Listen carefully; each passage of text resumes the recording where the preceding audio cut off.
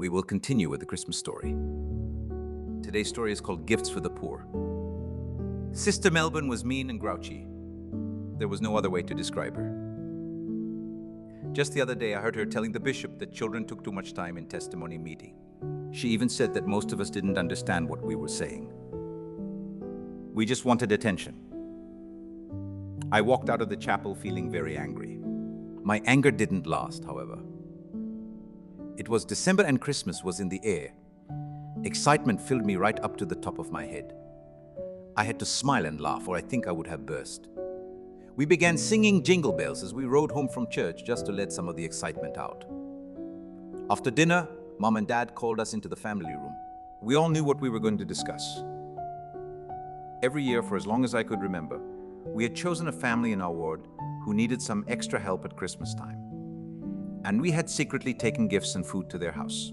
It was one of our family's favorite traditions. When we were all together, Dad said, "It's time we decide which family to help this year. Do any of you children have a suggestion?" Some years it had been really easy to decide because of a particular family's needs. But this year we couldn't think of anyone. When none of us said anything, Dad looked at Mom. Maybe Mom has a suggestion. Sometimes she notices things the rest of us miss. Mom smiled. As a matter of fact, I do know of someone who needs our help.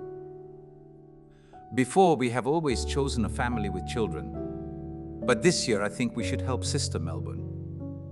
I couldn't believe what I was hearing. But Mom, I protested. She's not poor or sick, and she's really grouchy. She doesn't even like kids.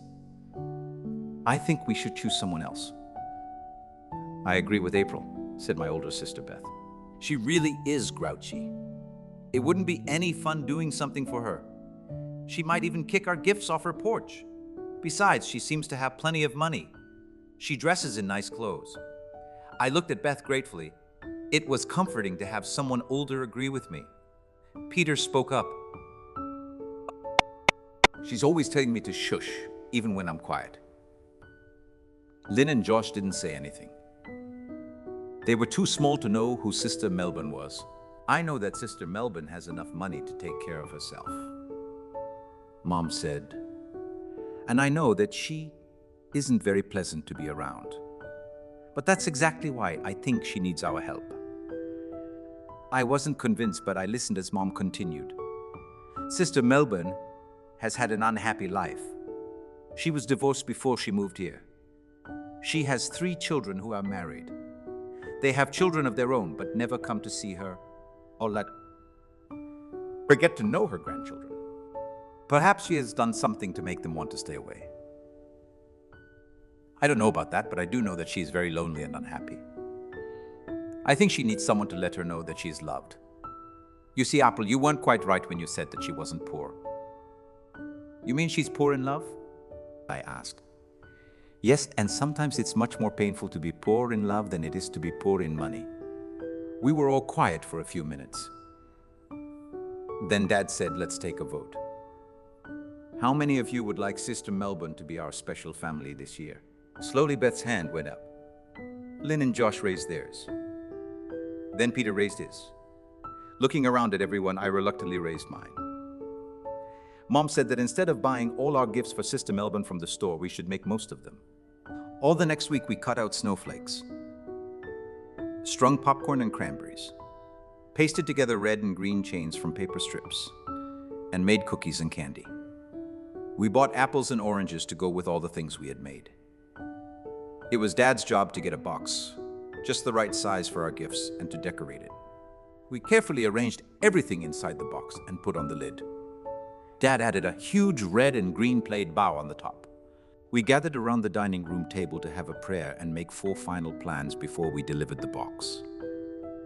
In the prayer, Dad asked Heavenly Father to please soften Sister Melbourne's heart and help her to receive our gift in the spirit of love with which we were giving it. I was comforted by those words because I remembered what Beth had said about Sister Melbourne kicking our gift off the porch, and I had visions of cookies, candy, paper snowflakes, apples, oranges, strings of popcorn and cranberries, and red and green chains strewn all over the ground. We all put on our coats and piled into the car. Since the box was pretty big, we decided Dad would carry it to the porch. After he returned to the car, it would be my job to ring the doorbell and run back to them before Sister Melbourne opened her door. I could feel my heart pounding with excitement as Dad parked far down the street from her house. "April and I will walk to Sister Melbourne's house," he said. "The rest of you must be very quiet so that you don't attract attention." He lifted the box out of the car and motioned for me to follow him. "Dad," I said, "I'm afraid Sister Melbourne will catch me and get mad." "She'll never catch you." He grinned at me. "You're the fastest runner in our family. But if you're really worried, I'll wait for you behind those bushes over there on the far side of her yard. When she's inside again, we'll go back to the car together." "I'd like that," I said, smiling gratefully up at him. Dad carefully set the box on the porch. I waited until he was hidden behind the bushes, and then I ran up the steps, rang the doorbell, and flew down the steps and across the yard to the bushes, where I crouched down next to Dad. "Good work," Dad whispered, putting his arm around me. The door opened, sending a ray of light out across the snow. Sister Melbourne didn't see the box at first, but as she was about to close the door, she saw it and stopped. She just stood there for a second. Then she bent down and read her name on the top. She lifted the lid, and once again she was very still. Finally, she picked the box up and looked around the yard. She was smiling, but there were tears running down her cheeks. "Thank you," she called out. "Thank you, whoever you are." Dad and I were both quiet for a few moments after she went inside and closed the door. I whispered, "I think she really liked our present, don't you?" Yes, I think she really did. The next Sunday, as we were driving home from church, we looked at everyone's Christmas decoration, and we began singing Jingle Bells again.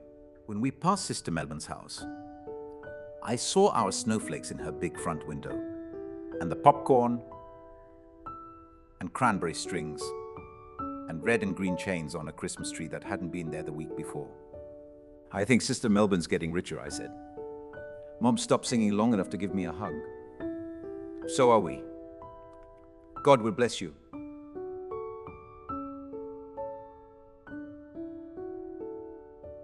We will continue with the Christmas story. Today's story is called Christmas Day in the Morning.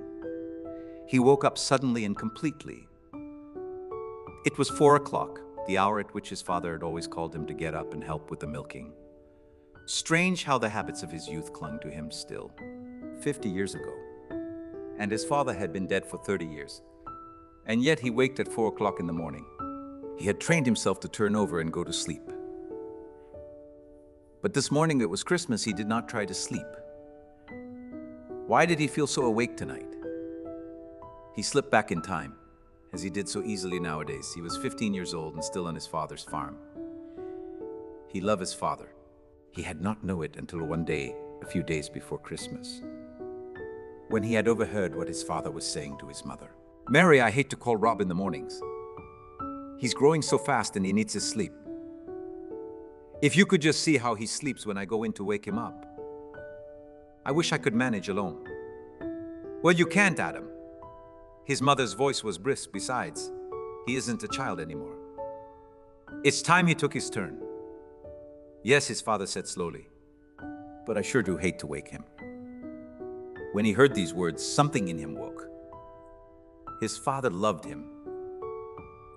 He had never thought of it before, taking for granted the tie of their blood.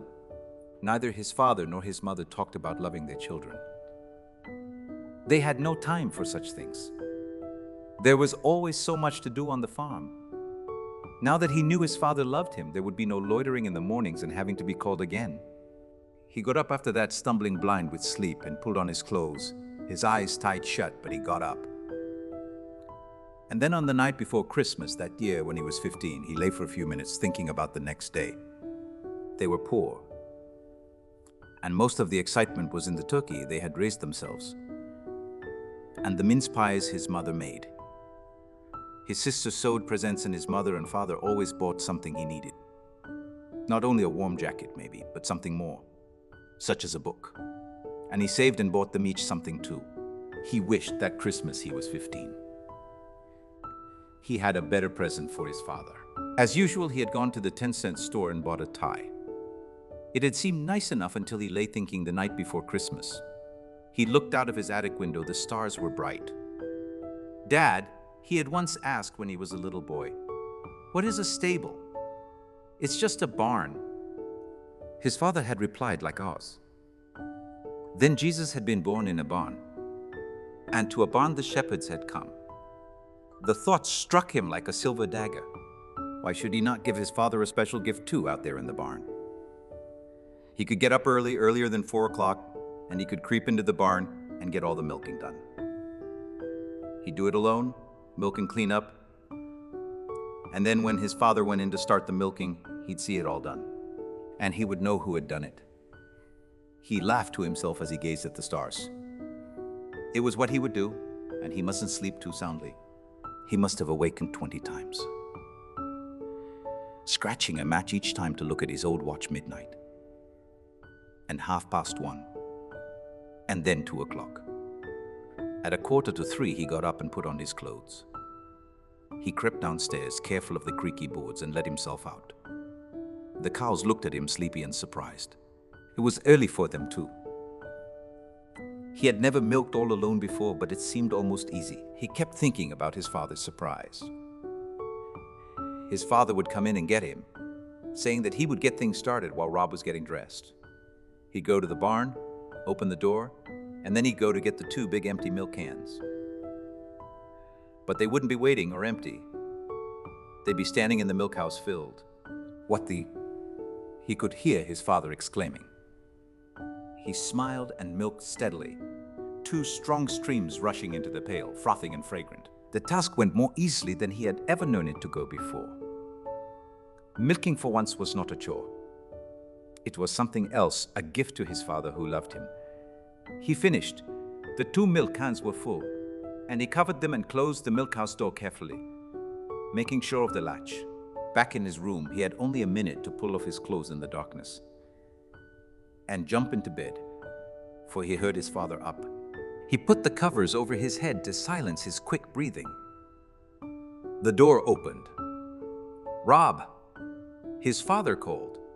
"We have to get up, son, even if it is Christmas." "Ah, right?" he said sleepily. The door closed and he lay still, laughing to himself. In just a few minutes, his father would know.